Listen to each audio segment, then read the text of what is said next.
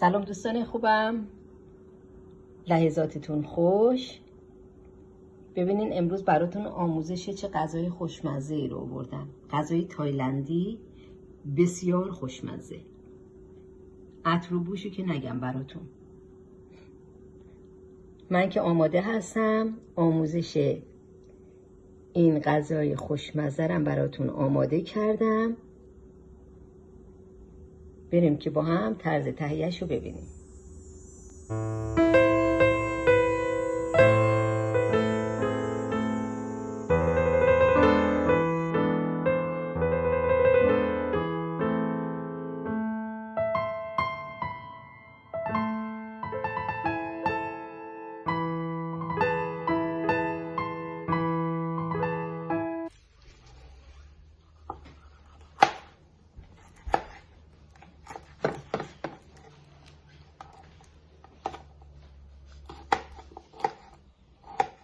سبزیجاتمون رو طوری خورد میکنیم که زیاد نه درشت بشه نه ریز باشه.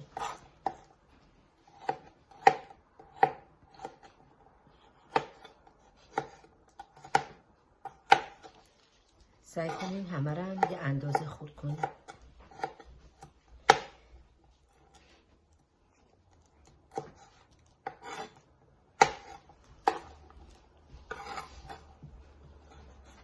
من از 2 رنگ پیاز استفاده میکنم.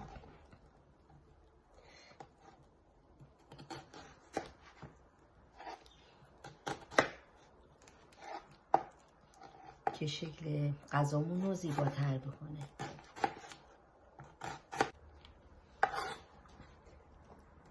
هویجارم به این اندازه خرد کردم که تو خرد کردنش که اینا رو میخوایم نگینی خرد کنیم ببینید راحت تره.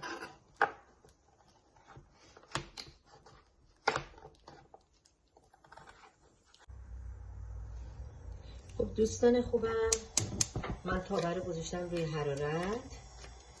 روغن کنجد رو بهش اضافه میکنم.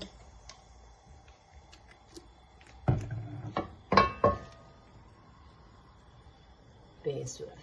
نمیخوام زیاد روغن بریزم، فقط میخوام طعم بگیره ویژیتبلامون.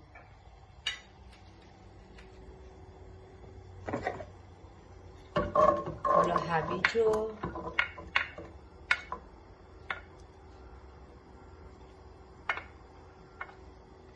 میریزم داخل تاوه. یه کمی نرم شه، یه خورده ته بخوره 3-4 دقیقه، بعد پیازشو بهش اضافه میکنم.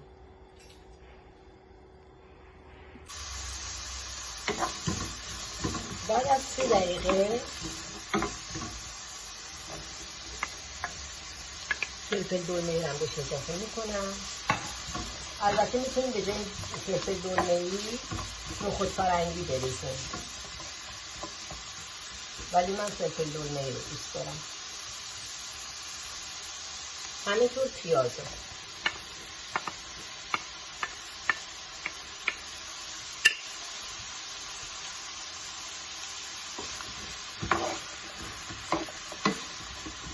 ما رو تفت میدیم به اندازه‌ای که سبزیجاتمون نرم بشن.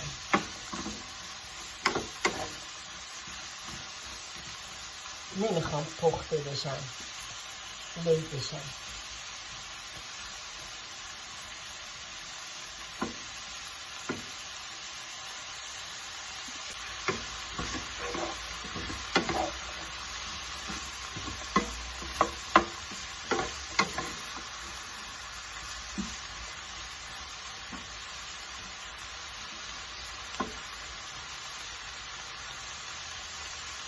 ببینید دوستان، زیاد روغن نداره. الان به خاطر این که یه کمی داره خشک میشه، من یه کمی دیگه کوچولو بهش روغن اضافه میکنم. کافیه.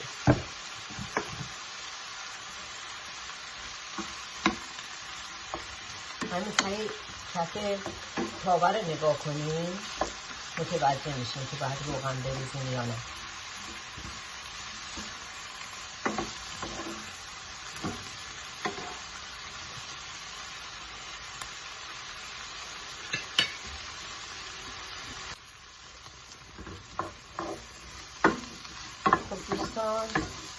الان من این غذا رو خاموش میکنم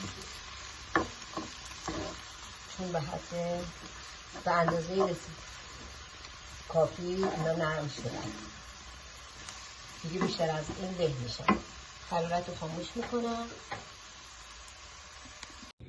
همه ادویه ها رو با هم ترکیب میکنیم و به مرغ اضافه میکنیم.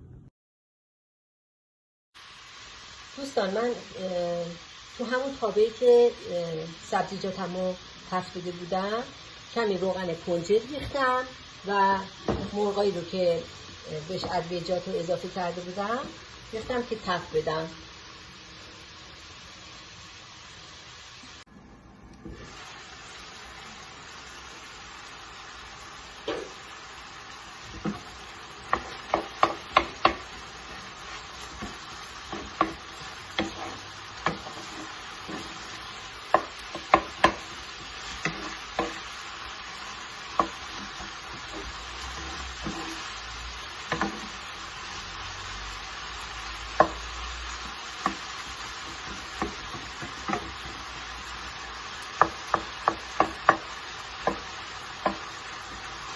به این صورت مرغامون رو سرخ میکنیم تا حدی که پخته بشه، مغزش پخته بشه.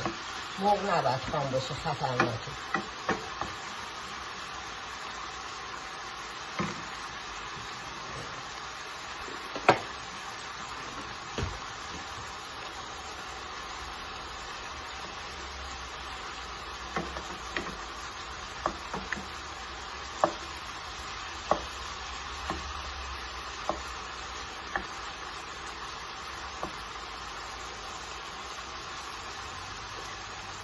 حرارت زیاد باشه که زیاد آب نندازه. درشو میذارم دوباره. دوستان من این ریحونا رو از باغچمون چیدم.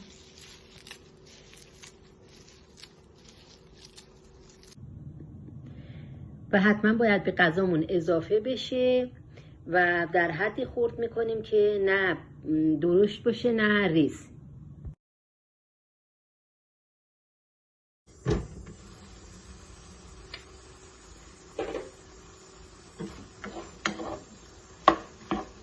مرغم کاملا الان پخته.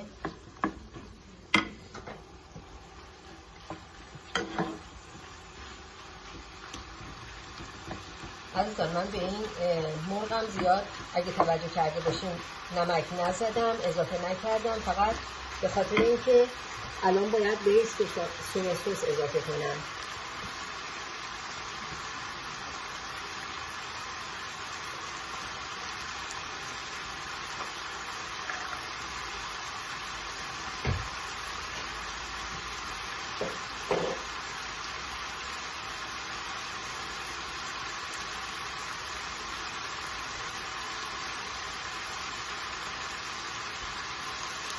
یک چهارم پیمونه بهش سویا سس اضافه میکنم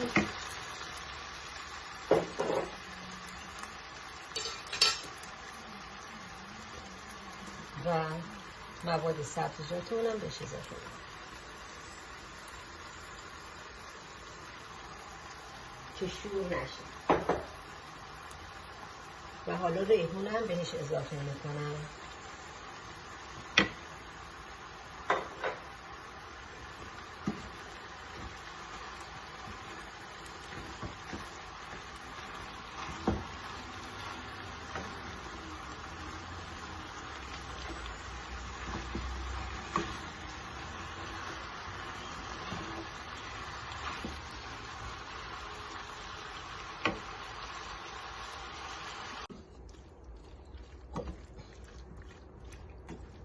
تا این حد بسته. من اینو میذارم کنار. حالا در اینجا برنج ریختم توی تابه، برنجی که آبکش کردم، منتها زیاد نرم نیست زیاد دونم نیست. خب نمیخوام که خمیر بشه ولی نمیخوام هم که خام باشه. تا اون اندازه درست کنین برنجتون. 2 تا تخم مرغ رو میزنم به این صورت. حالا از این مواد سبزیجاتمون میریزم روی برنج.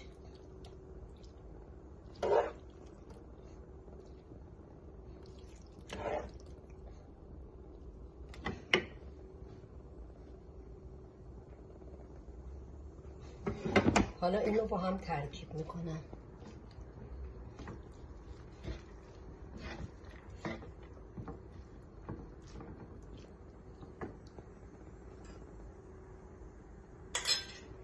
و تخم مرغ زده شده رو بهش اضافه میکنم.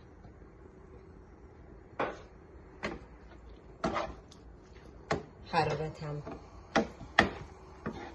زیاده که این تخم مرغ توی این برنج پخته بشه.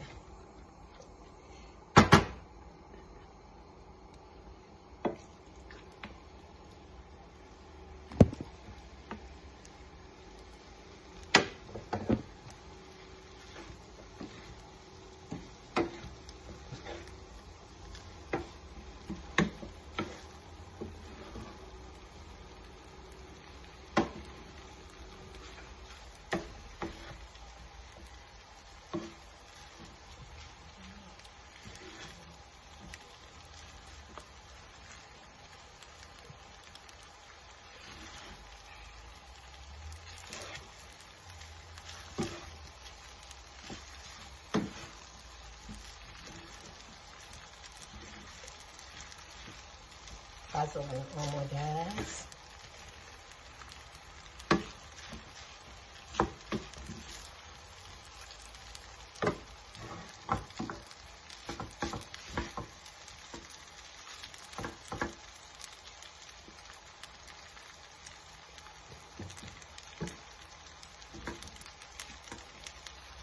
من زیر غذا رو خاموش میکنم و اینو توی ظرف که مورد نظر میریزم. ببینیم خیلی خوشمزه است، بسیار خوشمزه است. خب دوستان، یه کمی هم کنجد میریزیم روش. البته اگر دوست دارین با چند تا برگ ریحون تازه.